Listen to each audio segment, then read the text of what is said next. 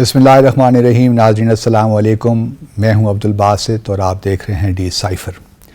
आज पीटीआई के चेयरमैन को गिरफ़्तार किया गया है। मैं जानता हूं लोग उसमें बहुत दिलचस्पी रख रहे हैं और बाकी जो ख़बरें हैं वो एक लिहाज से ज़रा साइड लाइन हो गई हैं, लेकिन हम सब जानते हैं कि 5 अगस्त 2019 का दिन कितनी अहमियत का हामिल है। यौम इस्तिहसाल है आज, और अगर हम आज कश्मीर की बात नहीं करेंगे तो फिर कब करेंगे। तो मैं आज का शो जो है कश्मीर के नाम ही करता हूँ, कश्मीरियों के नाम ही करता हूँ। और इस ज़िम्न में आज हम अपने शो में ये समझने की कोशिश करेंगे कि भारत ने जो इक़दामात लिए 5 अगस्त 2019 की, उनकी कानूनी आइनी हैसियत क्या थी, और फिर हम ये भी देखने की कोशिश करेंगे कि आया उन इक़दामात को कश्मीरियों ने पज़ीराई दी, कबूल कर लिया है, और उसके बाद वे फॉरवर्ड क्या है, आगे हमने किस तरह चलना है, क्योंकि ये तीनों चीज़ें आपस में इंटरलिंक्ड भी हैं। तो पहले तो मैं ये कहना चाहता हूँ कि जब ये वाक़या हुआ 5 अगस्त 2019 को, तो हुकूमत पाकिस्तान ने कुछ दिनों के बाद एक क्लॉक नस्ब किया सरीना होटल जो है इस्लामाबाद के बाहर, और आज 1460 दिन हो गए हैं 5 अगस्त 2019 के इक़दामात को, और उस क्लॉक को उन्होंने नाम दिया कर्फ्यू क्लॉक। अब मैं ये समझने से कासिर ही हूँ कि कर्फ्यू क्लॉक क्या होता है। कर्फ्यू तो चलिए, जब 5 अगस्त 2019 को जब ये इक़दामात लिए गए उस वक्त कर्फ्यू लगा भी, लेकिन कर्फ्यू क्लॉक क्या होता है। अब तो कर्फ्यू नहीं है, ठीक है, और बहुत सी पाबंदियां हैं, लेकिन कर्फ्यू जो है, सही जो लफ्ज़ है, ये जो कश्मीर के हालात हैं उनकी गमाज़ी नहीं करता, उनकी अक्कासी नहीं करता। तो खुदारा पहले तो इस नाम ही को तब्दील कर लीजिए, अगर और कुछ नहीं कर सकते तो कर्फ्यू की बजाय से कुछ एनेक्सेशन क्लॉक का नाम दे दीजिए, कोई और बेहतर नाम तजवीज़ कर लीजिए, दे दीजिए। ये कर्फ्यू क्लॉक क्या होता है, ये मेरी समझ में से कम अज़ कम नहीं आता। बहरहाल 1460 दिन हो गए हैं और मकबूजा जम्मू और कश्मीर के जो हालात हैं वो आप सबके सामने हैं। तो पहले ज़रा कोशिश ये करते हैं, समझने की कोशिश करते हैं कि आया जो भारत ने इक़दामात लिए हैं ये दुरुस्त थे आइनी एतबार से या नहीं। मैं ये बताता चलूँ कि अगर इंस्ट्रूमेंट ऑफ एक्सेशन आप देखिए, जो so called instrument of accession जो महाराजा हरी सिंह ने जिस पे दस्तखत किए थे 26 अक्टूबर या 27 अक्टूबर 1947, ये भी एक अलग बहस है, लेकिन वो जब साइन किए गए तो उसमें यही कहा गया कि हम बाकी जो प्रिंसली स्टेट्स हैं 560 से ज़्यादा उस वक्त बर्रे सग़ीर में थीं, हम उन स्टेट्स की तरह पाकिस्तान या भारत को ज्वाइन नहीं कर रहे। हम अगर भारत को एक्सीड कर भी रहे हैं तो हम सिर्फ ये एक महदूद एक्सेशन होगी, जिसका मतलब ये है कि जो भारत की हुकूमत है, यूनियन की हुकूमत है, वो सिर्फ जो है फॉरेन अफेयर्स, डिफेंस और कम्युनिकेशंस के जो मामलात हैं उन हद तक उनकी जुरिस्डिक्शन होगी जम्मू और कश्मीर पर। बाकी जो हमारे इंटरनल मैटर्स हैं वो सारे हम खुद उनको हैंडल करेंगे।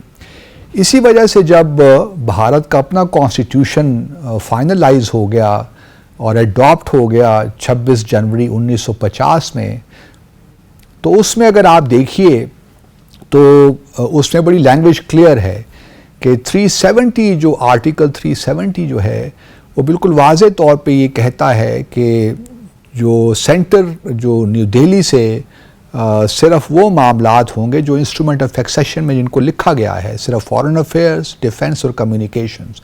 उसके अलावा जो है जम्मू और कश्मीर की जो रियासत है वो ख़ुद मुख्तार होगी।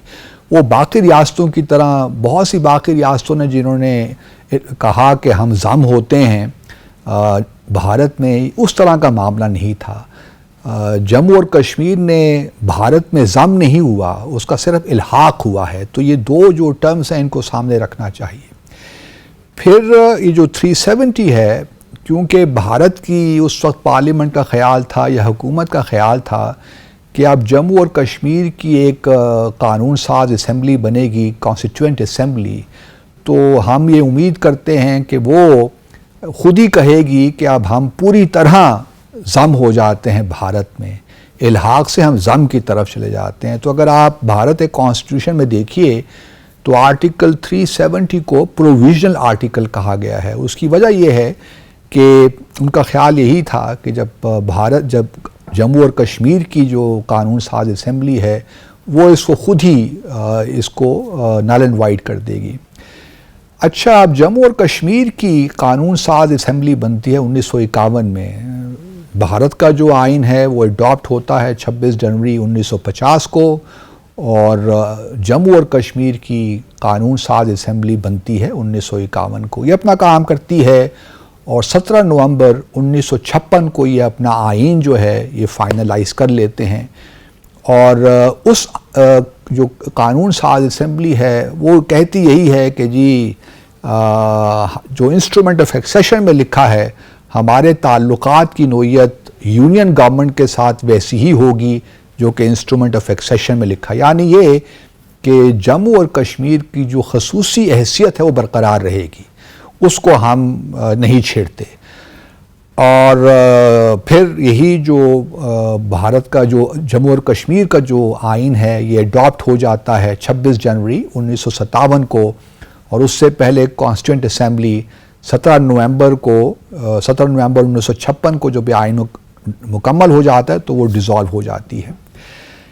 اس سے پہلے کہ یہ ایفیکٹو ہو جموں اور کشمیر کا کانسٹیٹیوشن 26 جنوری 1957 کو، اس سے پہلے یونائٹڈ نیشن سیکیورٹی کونسل ایک ریزولوشن پاس کرتی ہے 24 جنوری 1957 ہی کو، کیونکہ 2 دن کے بعد اس آئین نے ایفیکٹو ہونا تھا، تو یونائٹڈ نیشن کی سیکیورٹی کونسل ایک ریزولوشن پاس کرتی ہے اور کہتی ہے پرانی ریزولوشنز کا ریفرنسز دے کر کہ جو آئین بنا ہے یا جو کچھ بھی اس آئین میں ہے، یا اگر انتخابات بھی ہوتے ہیں مقبوضہ جموں اور کشمیر میں، تو وہ نیب البدل نہیں ہیں ایک پلیبسسٹ کے یا ریفرینڈم کے جس نے یہ ڈیسائیڈ کرنا ہے کہ جموں اور کشمیر پاکستان کے ساتھ شامل ہوگا یا بھارت کے ساتھ۔ تو یونائٹڈ نیشن سیکیورٹی کونسل بڑا واضح طور پہ یہ بتاتی ہے کہ جموں اور کشمیر کی تقدیر کا فیصلہ اس کے حق خود ارادیت ہی میں ہے، باقی آپ جو کچھ بھی کر لیں، آئین بنا لیں، تو اس سے کوئی فرق نہیں پڑتا۔ جو یونائٹڈ نیشن سیکیورٹی کونسل کی ریزولوشنز ہیں وہ اس وقت تک ویلڈ رہیں گی جب تک کہ جموں اور کشمیر میں پلیبسسٹ نہیں ہو جاتا۔ اب جو بھارت نے 5 اگست 2019 کو کیا، اب آپ اس تناظر میں دیکھیے کہ یہ کس طرح کیا گیا، کیونکہ پہلے تو آرٹیکل 373 کو ہی اگر آپ دیکھ لیجئے، آرٹیکل 370 کا جو 3 پارٹ ہے، 3rd پارٹ آرٹیکل 373، وہ بڑا واضح طور پہ کہتا ہے کہ اگر ہم نے کوئی جو جموں اور کشمیر کی خصوصی حیثیت ہے اس کو تبدیل کرنا ہے تو وہ تبھی ہو سکے گا جب کہ جموں اور کشمیر کی قانون ساز اسمبلی یہ ریکمینڈ کرے گی، یعنی یہ کہ قانون ساز اسمبلی کی ریکمنڈیشن کے بغیر یہ اب ہو نہیں سکتا۔ اب چونکہ قانون ساز اسمبلی تو 1956 کے آخر میں ڈیزالو ہو گئی، انہوں نے اپنا آئین بنا لیا، تو پھر اس کے بعد تو کانسٹیٹیوئنٹ اسمبلی نہیں رہتی، تو اب چونکہ کانسٹیٹیوئنٹ اسمبلی ہے نہیں تو اب اس کی تو کوئی ریکمنڈیشن دے نہیں سکتا کہ آرٹیکل 370 کو ختم کیا جائے یا اس کو انآپریٹ کیا جائے یا جموں اور کشمیر کی خصوصی حیثیت کو ختم کیا جائے، وہ تو ممکن نہیں ہے۔ اب آرٹیکل 373 بڑا واضح طور پہ یہ کہہ رہا ہے۔ اب بھارت نے یہ کام کیا، بھارت کی حکومت نے، سرکار نے، کہ 2018 میں وہاں پہ جو حکومت تھی اس کو فارغ کر دیا اور گورنرز رول لگا دیا، اور پھر 6 مہینے کے بعد، گورنرز رول 6 مہینے سے زیادہ نہیں ہوتا، اس کے بعد پھر انہوں نے وہاں پہ پریزیڈنشل رول لگا دیا، اور پھر ایک پریزیڈنشل ڈائریکٹیو کے تحت انہوں نے یہ کیا کہ اپنے ہی ایک قانون جو ان کی شک ہے آرٹیکل 368 67 کے تحت انہوں نے انآپریٹ کر دیا آرٹیکل 370 کو، اور اس کا نتیجہ یہ نکلا، انہوں نے کہا کہ جی ہم پریزیڈینشل ڈائریکٹو کے تھرو جو ہے آرٹیکل 370 کو اناپریٹ کر دیتے ہیں، ایبروگیٹ نہیں کرتے، اناپریٹ کر دیتے ہیں، جس کا مطلب یہ ہوا کہ وہ آرٹیکل تو ابھی بھی آئین کا حصہ ہے لیکن وہ افیکٹو نہیں رہا، اور اس کی وجہ سے جو اسپیشل اسٹیٹس ہے جموں اور کشمیر کا وہ ختم ہو گیا۔ اب یہ بڑی ایک انٹرسٹنگ سی سچویشن ہے، کیونکہ ایک طرف تو آرٹیکل 373 بڑا واضح طور پہ کہہ رہا ہے کہ جب تک کانسٹیٹیوئنٹ اسمبلی ریکمینڈ نہ کرے اس وقت تک یونین جو گورنمنٹ ہے وہ جموں اور کشمیر کا جو اس کی خصوصی حیثیت اس کو ختم نہیں کر سکتی۔ اور انٹرسٹنگلی اگر آپ دیکھیے تو یہ جب بی جے پی کی حکومت آئی یا جب انہوں نے الیکشن لڑے انتخابات 2014 میں، اس وقت میں بھارت ہی میں تھا، انہوں نے اپنے انتخابی منشور میں کشمیر کے بارے میں یہ لکھا کہ ہماری پالیسی یہی ہے کہ ہم نے جموں اور کشمیر، مقبوضہ جموں اور کشمیر کی جو خصوصی حیثیت ہے اس کو ختم کرنا ہے، یعنی کہ آرٹیکل 370 کو ایبروگیٹ کرنا ہے۔ اسی طرح 2019 میں بھی جو ان کا انتخابی منشور تھا اس میں بھی انہوں نے یہی کہا کہ ہم نے آرٹیکل 370 کو ختم کرنا ہے۔ اس کو لے کر جب 2014 میں ان کی حکومت آئی تو 2015 میں بی جے پی کے کچھ لوگوں نے مقبوضہ جموں اور کشمیر کی ہائی کورٹ میں ایک پٹیشن دائر کی کہ جی یہ جو کیونکہ آرٹیکل 370 تو پروویژنل تھا تو اب جو ہے اس کو ختم ہو جانا چاہیے۔ تو مقبوضہ جموں اور کشمیر کی ہائی کورٹ نے فیصلہ کیا کہ نہیں جی، اور 2015 میں اکتوبر میں شاید یہ فیصلہ آ گیا تھا کہ یہ جو آرٹیکل 370 ہے یا مقبوضہ جموں اور کشمیر کی جو خصوصی حیثیت ہے یہ اب برقرار رہے گی، اس میں آپ کوئی رد و بدل نہیں کر سکتے۔ تو انہوں نے ایک بڑی واضح ججمنٹ دی ان پٹیشنز کو سننے کے بعد۔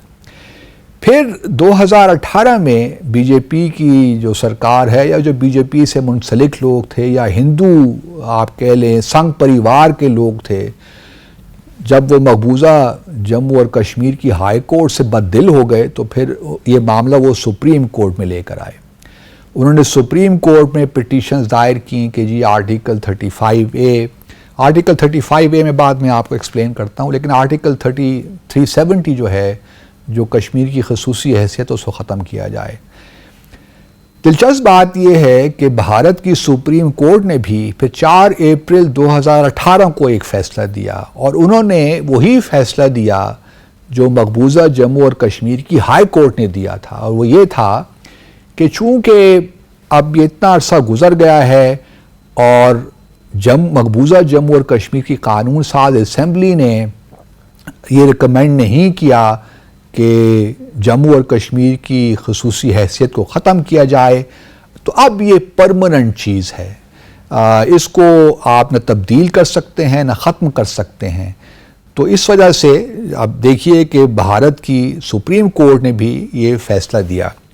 آرٹیکل 35A کیا ہے اور اس کی اہمیت کیا، یہ بھی سمجھنا بہت ضروری ہے، کیونکہ اسی 5 اگست 2019 کے معاملے میں آرٹیکل 35A کو بھی ختم کیا گیا ہے۔ آرٹیکل 35 کہاں سے پیدا ہوتا ہے؟ یہ ایکچولی پیدا ہوتا ہے 20 اپریل 1927 کو، ابھی پاکستان اور بھارت معرض وجود میں نہیں آئے تھے، اور مہاراجہ ہری سنگھ نے، جس نے 1925 میں وہ مہاراجہ بنا جموں اور کشمیر کا، تو 1927 میں اس نے ایک آپ کہہ لیجئے کہ ایک آرڈر پاس کیا جس کے تحت کسی بھی نان کشمیری کو کشمیر میں سیٹل ہونے کی اجازت نہیں تھی۔ نان کشمیری آئیں، وہاں کام کریں، چلے جائیں، نہ ان کو ووٹ کا حق، نہ ان کو وہاں پراپرٹی خریدنے کا حق، یہاں تک بھی تھا کہ اگر کوئی کشمیری خاتون کسی نان کشمیری سے شادی کرتی ہے تو اس کو جو حق وراثت ہے اس سے بھی وہ اس کو دستبردار ہونا پڑے گا۔ تو یہاں تک یہ آرڈر تھا۔ تو یہ پھر جب پاکستان بھارت بن گئے اور اسی شک کو سامنے رکھتے ہوئے بھارت کے کانسٹیٹیوشن میں آرٹیکل 35A رکھا گیا کہ جو اسٹیٹ سبجیکٹ ہیں کہ کشمیری کون ہے، کس کو ووٹ دینے کا حق ہے، کس کو وہاں پہ سیٹل ہونے کا حق ہے, کس کو وہاں پہ پراپرٹی خریدنے کا حق ہے, اس کا فیصلہ صرف اور صرف جموں اور کشمیر کی حکومت یا ان کی لیجسلیٹو اسمبلی کر سکتی ہے. یونین کو اختیار نہیں ہے کہ وہ اس معاملے میں یہ فیصلہ کرے کہ کشمیری کے بھارت کے باشندے وہاں جائیں, شہری جائیں مقبوضہ جموں اور کشمیر میں, وہاں سیٹل ہوں, وہاں پہ جائیدادیں خریدیں. یہ صرف اور صرف جموں اور کشمیر کی حکومت یا ان کی پارلیمنٹ کے پریروگیٹو ہے کہ وہ یہ فیصلہ کریں کہ اسٹیٹ سبجیکٹ کون ہے. اب جو 35A کو نکالا تو آبویسلی اس کی بہت سی ریپرکشنز ہیں, بہت سی امپلیکیشنز ہیں, اور ہم سن رہے ہیں کہ بلکہ سن کے آ رہے ہیں, حقیقت ہی ہے کہ تقریباً 35 لاکھ سے زیادہ ڈومیسائل سرٹیفکیٹس بھارت کی حکومت نے انڈین نیشنلز کو ایشو کر دیے ہیں کہ وہ جا کر وہاں پہ سیٹل ہوں اور وہاں پہ کام کریں مقبوضہ جموں اور کشمیر میں, وہاں پہ پراپرٹیز خریدیں, اور پھر ان کو وہاں پہ ووٹ کا حق بھی مل جائے گا. تو یہ ایک ڈیموگرافک جو تبدیلی ہے وہ لانا چاہتے ہیں, کیونکہ مقبوضہ جموں اور کشمیر اس وقت وہاں مسلمانوں کی اکثریت ہے, تو وہ ایک واحد علاقہ ہے جو کہ اس وقت بھارت کے قبضے میں ہے غیر قانونی طور پر. تو وہ چاہتے ہیں کہ اس کو بھی ہندو اکثریت میں تبدیل کر دیا جائے. مزے کی بات یہ ہے کہ جب انڈیپینڈنس کا وقت تھا دوستو, تو اس وقت ویلی میں, کشمیر ویلی میں آپ کہہ سکتے ہیں کہ تقریباً 97-98% جو لوگ تھے وہ مسلمان تھے, ان کی اکثریت تھی. جموں میں تقریباً 60 سے 62% جو آبادی تھی وہ مسلمانوں کی اکثریت تھی. اور اسی طرح لداخ میں جو کچھ ہوا, لداخ میں بدھسٹ آپ کہہ لیں جو بدھ مت لوگ کے تقریباً 45%, اور مسلمانوں کی جو تعداد تھی تقریباً 40%. تو وہاں بھی یہ نہیں تھا کہ بدھ مت کے لوگ اکثریت میں تھے, 50% سے تو کم ہی تھے. اور کارگل میں مسلمانوں کی آبادی زیادہ ہے, اور جو ہے لے میں جو کہ کیپٹل ہے لداخ کا, اس میں جو ہے بدھ مت زیادہ ہیں, پھر کرسچنز بھی ہیں, کوئی سکھ بھی ہیں, لیکن یہ تناسب ہے آبادی کا. انٹرسٹنگ بات یہ ہے کہ صرف یہ بھی پہلی دفعہ بھارت کی تاریخ میں ہوا ہے. چلیے ہم تھوڑی دیر کے لیے مان لیتے ہیں کہ آرگومنٹ کے حوالے سے کہ مقبوضہ جموں اور کشمیر بھارت کی ایک اسٹیٹ تھی.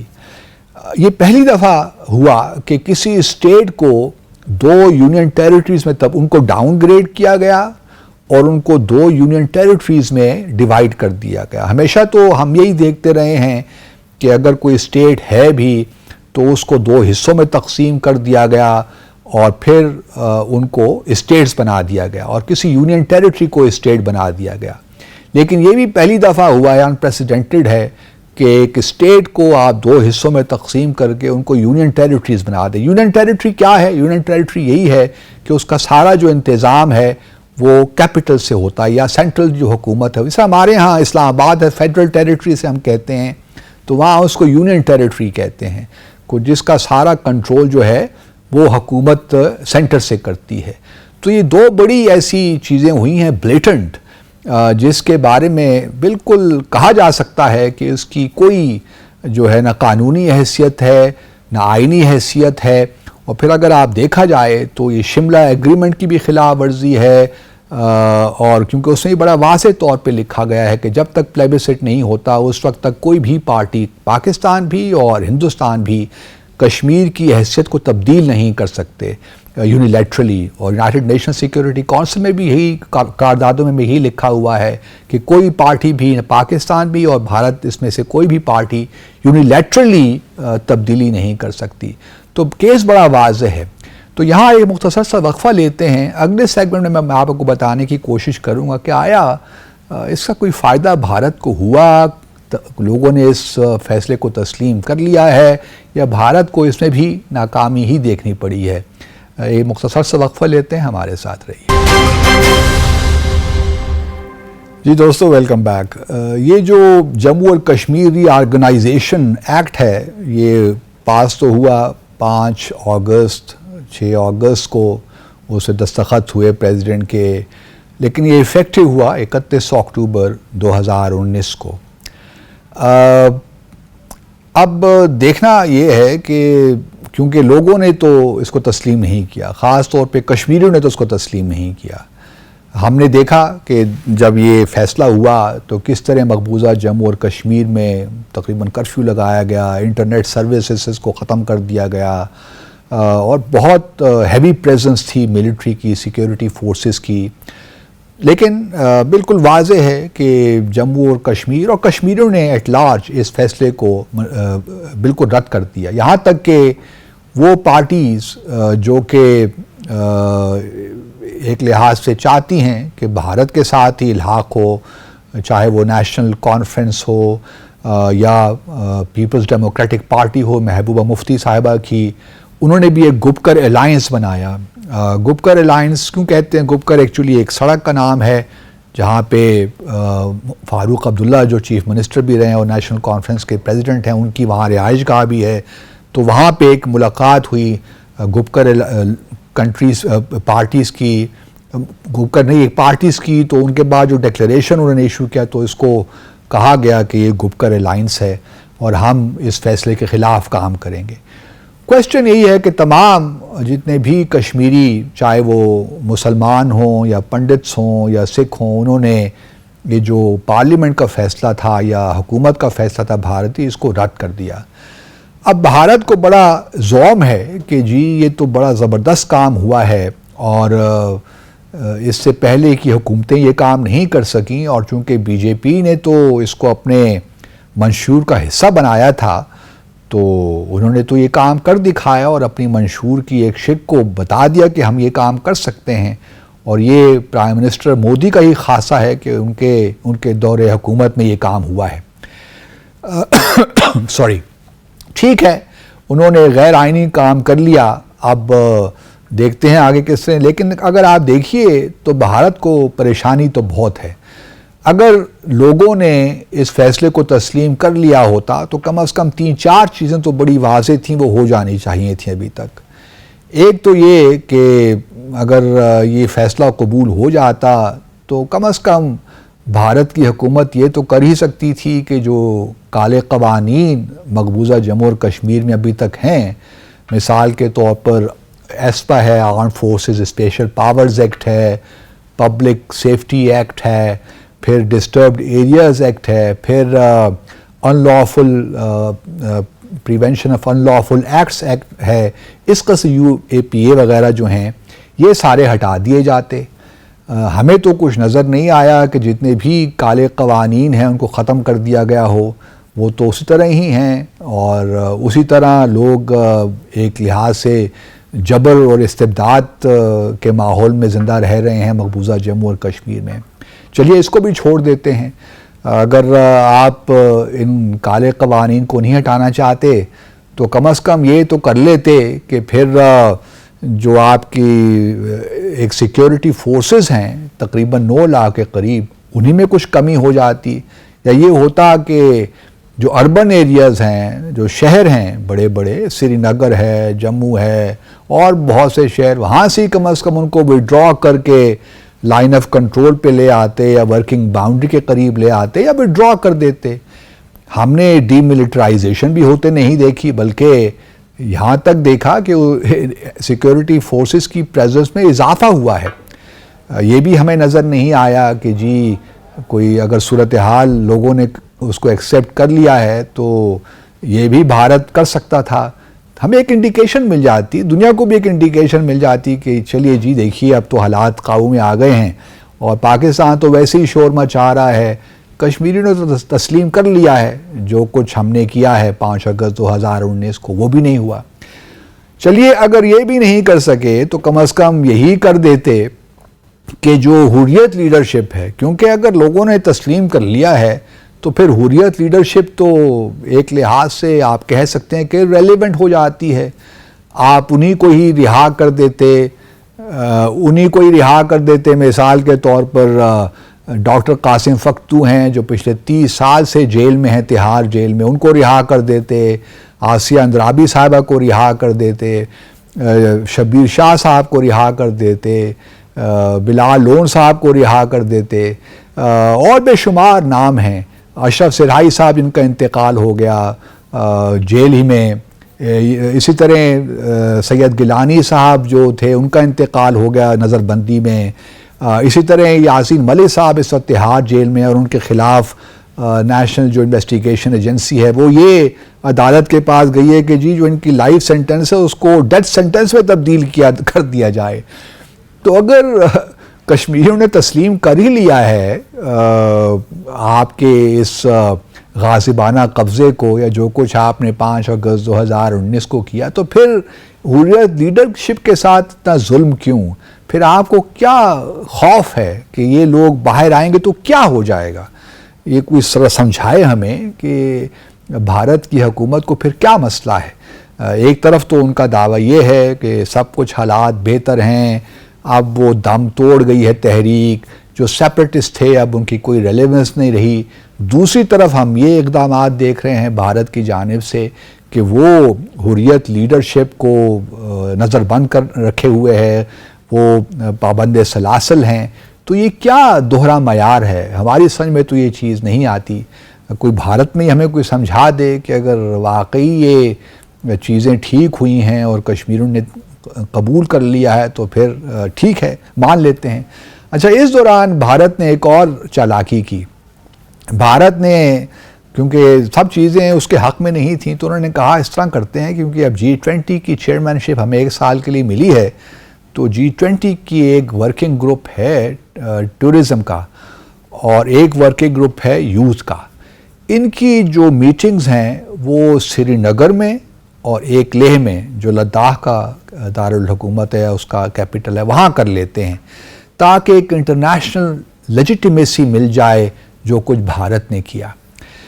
اب یہ فروری اس سال کی بات ہے کہ 22-24 فروری کو یہ ورکنگ گروپ کی ملاقات سری نگر میں ہوئی.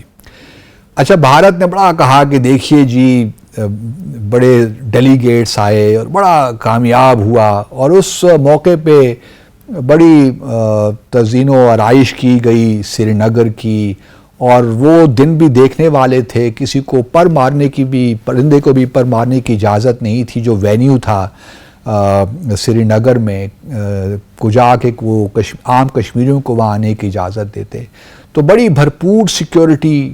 اور معاملہ کچھ یہ ہوا کہ کل ملا کے 50 سے 55 وفود 20 ممالک کے 50 سے 55 وفود وہ سری نگر میں آئے. اب ان میں بھی کچھ ممالک نے، سعودی عرب ہے، چین ہے، for that matter Malaysia, Indonesia, انہوں نے تو بائیکاٹ ہی کیا، یہ تو گئی نہیں. لیکن زیادہ تر جو وفود تھے آپ کہہ لے سکتے ہیں کہ 10-12 ممالک کے، انہوں نے جو ان کے ڈیلی بیس ڈپلومیٹ تھے، تھرڈ سیکٹری یا جو لو لیول کے رینکنگ جو آفیشلز تھے، ان کو وہاں بھجوا دیا. اور اس میں بھی جو 55 میں، کیونکہ بھارت خود بھی تو G20 کا ممبر ہے، زیادہ تر جو آپ کہہ سکتے ہیں کہ 30 سے 35 جو لوگ تھے وہ بھارت کے اپنے وفود تھے، جو کہ بھارت کے وفود سری نگر میں آ کر بیٹھ گئے کہ جی بڑا زبردست اجلاس ہوا ہے. تو ایک لحاظ سے یہ بوم رینگ کر گیا، یہ کاؤنٹر پروڈکٹیو ہوا. بھارت کو یہ پتہ چل گیا کہ ٹھیک ہے پاکستان کو کوئی خاص انٹرنیشنل سپورٹ نہیں ملی 5 اگست 2019 کے بعد، لیکن یہ بھی نہیں ہے کہ دنیا نے اس فیصلے کو قبول بھی کر لیا ہے، یہ بھی ایسا بھی نہیں ہے. تو بھارت کو یہاں بھی ایک لحاظ سے سبکی کا سامنا کرنا پڑے گا. ایک لحاظ سے امبیرسمنٹ تو ہوئی اس کے لیے، کیونکہ اس کا خیال یہ تھا کہ بڑے سینئر لیول پہ لوگ آئیں گے ورکنگ گروپس میں سری نگر اور لیہ میں، لیکن ایسا ہوا نہیں.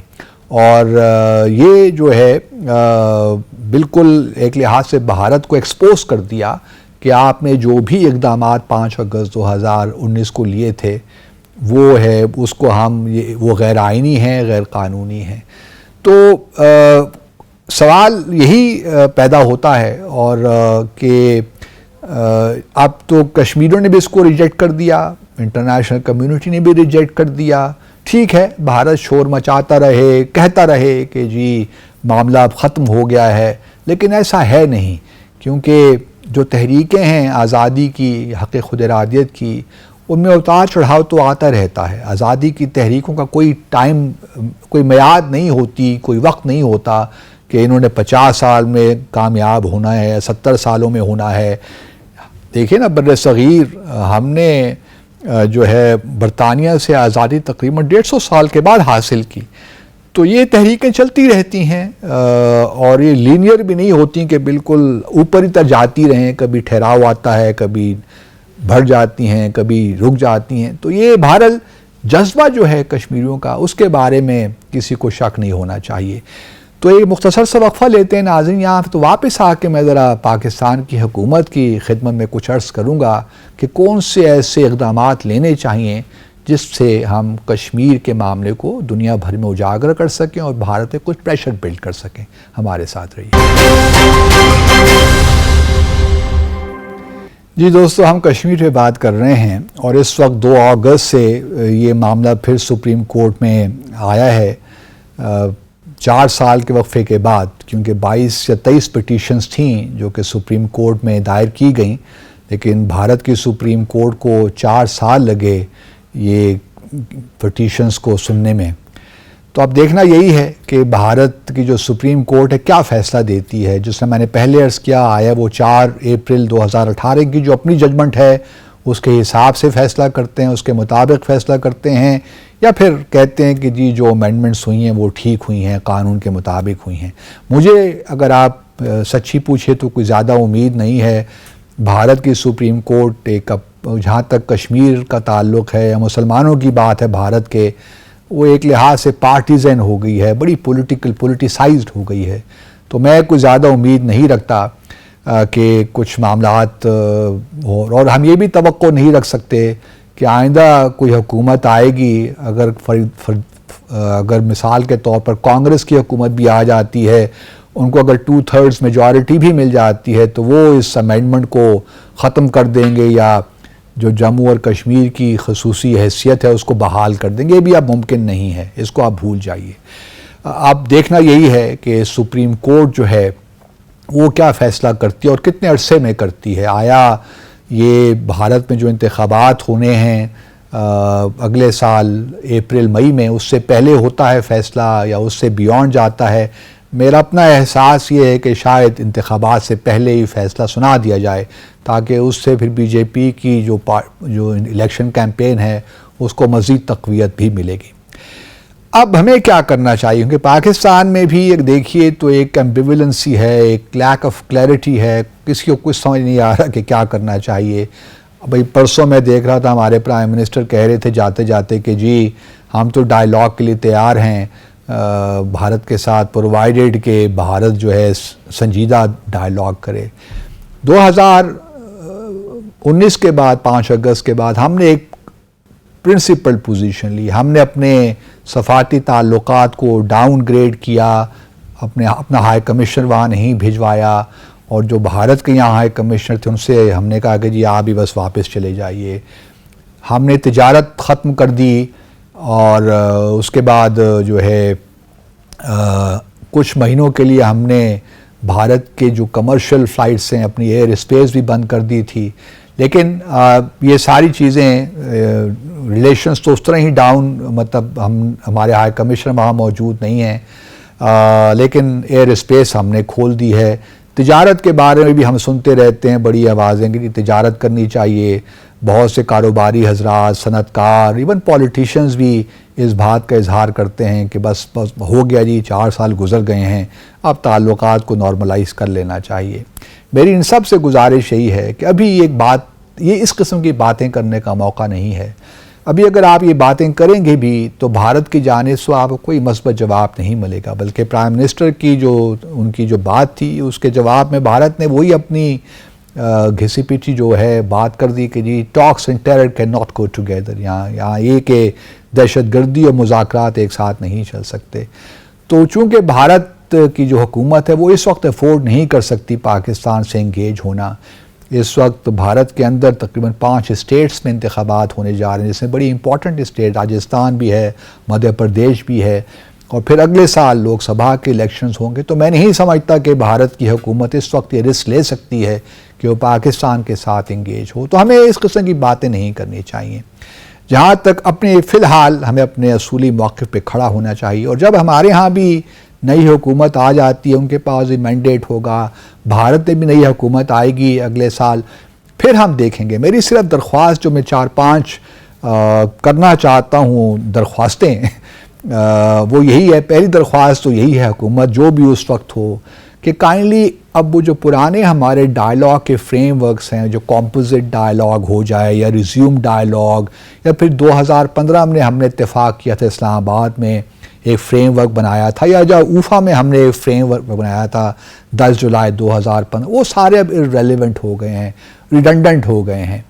اب اگر ہم نے بات کرنی بھی ہے بھارت کے ساتھ تو خدارا وہ اب کشمیر پہ ہونی چاہیے، کیونکہ یہی وہ تنازع ہے جس کی وجہ سے باقی سارے ہمارے اختلافات پیدا ہوتے ہیں. اور جب تک یہ تنازع حل نہیں ہوگا اس وقت تک کوئی باہمی اعتماد بھی پیدا نہیں ہو سکتا، اور نہ ہی ہم یہ توقع رکھ سکتے ہیں کہ ہم ایک irreversible ٹریجیکٹری میں چلیں گے. تو میری گزارش یہی ہے کہ ہماری جو ڈائلاگ، چاہے وہ بیک چینل پہ بھی ہو، وہ پھر کشمیر فوکسڈ ہونی چاہیے. اس کا حل پہلے نکالیں، پھر ہم باقی باتیں بعد میں کرتے ہیں. تو پہلے ہمیں بھارت یہ کمٹمنٹ دے کہ وہ جموں اور کشمیر کے تنازع کو حل کرنے کے لیے سنجیدہ ہے، تو تب ہی کہیں معاملات آگے بڑھ سکتے ہیں. Otherwise doing more of the same اور پھر ہم ایکسپیکٹنگ ڈفرینٹ ریزلٹس، اس سے زیادہ بیوقوفی تو ہو نہیں سکتی کہ ہم وہی کام بار بار کریں اور توقع یہ رکھیں کہ اب نتائج مختلف نکلیں گے. اس طرح کام نہیں ہوتا. پہلی گزارش تو یہی ہے کہ اب اگر ہم نے انگیجمنٹ کرنی بھی ہے بھارت کے ساتھ تو اپ فرنٹ جموں اور کشمیر کا تنازع حل ہونا چاہیے. دہشت گردی بھی امپورٹنٹ ہے، ہمارے لیے بھی امپورٹنٹ ہے، لیکن ہمیں یہ دیکھنا ہے کہ کس طرح ہم بھارت جو دہشت گردی پاکستان میں کروا رہا ہے، کلبھوشن جادیو کو ہم سب جانتے ہیں، تو ہماری بھی کنسرنز ہیں بلوچستان کو لے کر خیبر پختونخوا تک اور باقی علاقوں میں بھی. تو بھارت کو بھی ہم نے بتانا ہے کہ کہاں کہاں آپ دہشت گردی کر رہے ہیں. دوسرا یہ کہ ہمیں اب میں کئی سالوں سے یہ ایک گزارش کر رہا ہوں کہ ہمیں اس گیم کو ذرا اوپر کرنا ہے، اور اس کے لیے ضروری ہے کہ حکومت وقت جو بھی ہو، حکومت پاکستان ایک special envoy on Jammu and Kashmir appoint کرے، تاکہ ہمارے پاس ایک فوکل پوائنٹ ہو جو تمام جتنی بھی ڈائمنشنز ہیں جموں اور کشمیر کی جد و جہد کی یا اس کی تحریک کی، اس کو ایک مربوط طریقے سے آگے لے کر چلیں. ابھی یہ ہوتا ہے کہ کوئی کشمیر کمیٹی کی طرف، پارلیمنٹری کمیٹی کی طرف دیکھتا ہے، تو کوئی جو منسٹر فار کشمیر افیئرز ان کی طرف دیکھتا ہے. ان لوگوں کے پاس اتنا وقت نہیں ہوتا یا ان کا وہ مینڈیٹ ہی نہیں ہوتا کہ وہ پوری ایک اسٹریٹجی بنائیں اور پھر اس کی امپلیمنٹیشن کو یقینی بنائیں. یہ کام ایک ایسا شخص ہی کر سکتا ہے جس کا پورا اختیار ہی کشمیر کے حوالے سے ہو. جس طرح ہم نے اسپیشل انوائے، اسپیشل ریپرزینٹیٹیو افغانستان کے لیے بنا رکھا ہے، تو کشمیر کے لیے کیوں نہیں ہو سکتا؟ اگر کشمیر ہمارے لیے اتنی اہمیت کا حامل ہے تو ہم اس کو یہ اہمیت کیوں نہیں دیتے؟ کیونکہ دیکھیے، جب تک آپ ایک انٹرنیشنل پریشر بلڈ نہیں کریں گے بھارت پہ، جب تک اپنے ڈائسپورا کو آپ موبلائز نہیں کریں گے. دیکھیے نا، آپ نے سپٹمبر اکتوبر 2021 میں ایک کشمیر پہ ایک ڈوسیئر بنایا تھا، اس کا کیا ہوا؟ اس کو ہم نے اتنے مطلب اس میں آڈیو، میرے خیال میں 2022 میں، سوری میں غلط کہہ گیا، تو اس پہ ہم نے بنایا، اس میں ہم نے جو ہے آڈیو لیکس بھی تھیں، کس طرح کشمیریوں پہ ظلم ہو رہا ہے. بڑا زبردست ڈوسیئر بنایا تھا جو ہم نے UN سیکیورٹی کونسل کے سیکرٹری جنرل کو بھی دیا، کچھ 2 ممالک کے ساتھ بھی شیئر کیا، لیکن اس کے بعد ہم کوئی سنتے نہیں.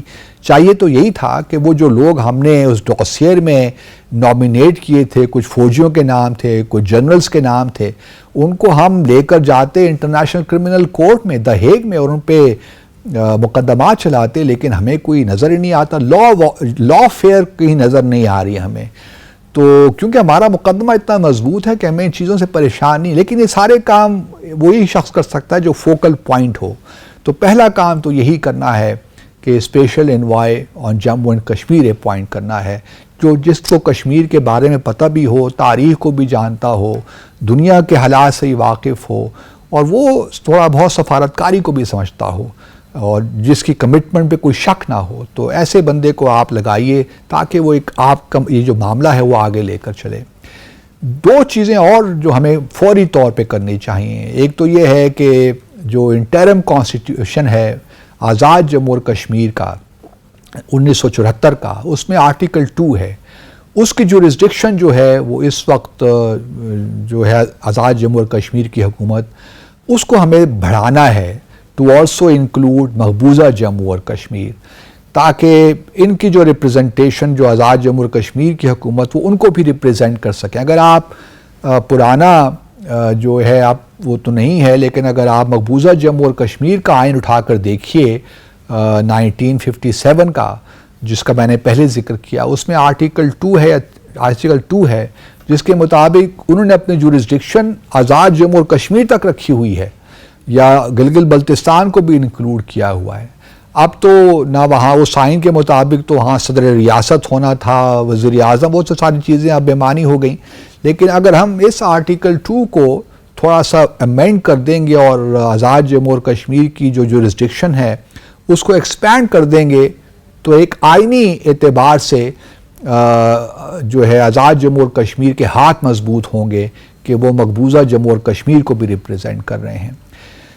دوسرا جو ایک امپورٹنٹ ہے اسی کانسٹیٹیوشن میں 1974 کے آئین میں ایک شق ہے آرٹیکل 11، اس کے تحت آزاد جموں اور کشمیر ایک پلیبسٹ ایڈوائزر اپوائنٹ کر سکتا ہے۔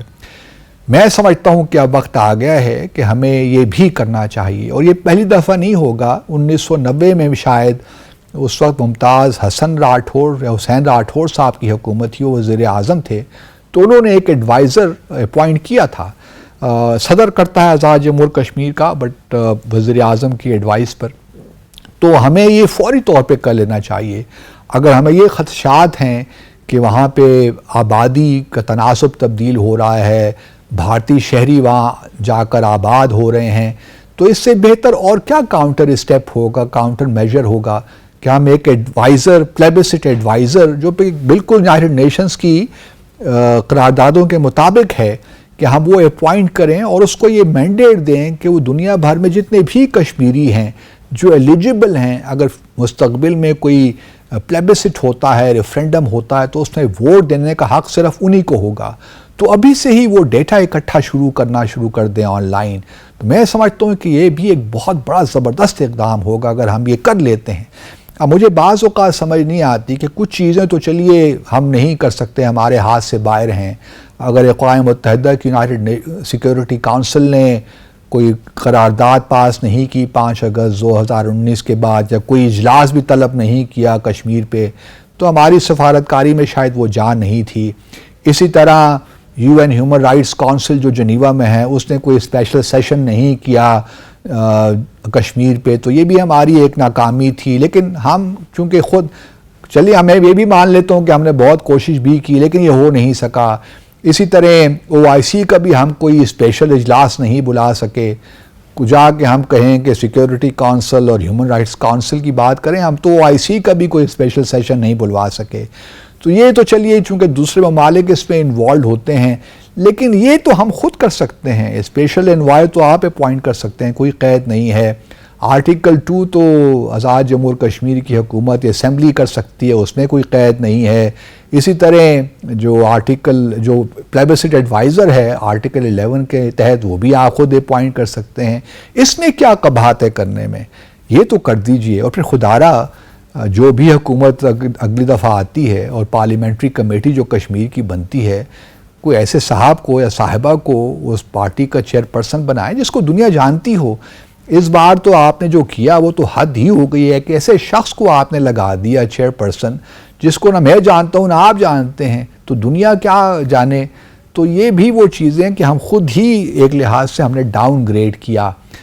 فخر امام صاحب، شہریار افریدی صاحب، ان کو پھر کچھ لوگ جانتے تھے، مولانا فضل الرحمان صاحب تھے، مہاجر نصر اللہ خان تھے۔ ہم ان کی پالیسی سے اتفاق نہ کریں، یا ممکن ہے کہ انہوں نے کچھ بھی نہ کیا ہو، لیکن بہرحال ان کا سیاست کا، پاکستان کی سیاست میں ایک اسٹیچر تو تھا ان لوگوں کا۔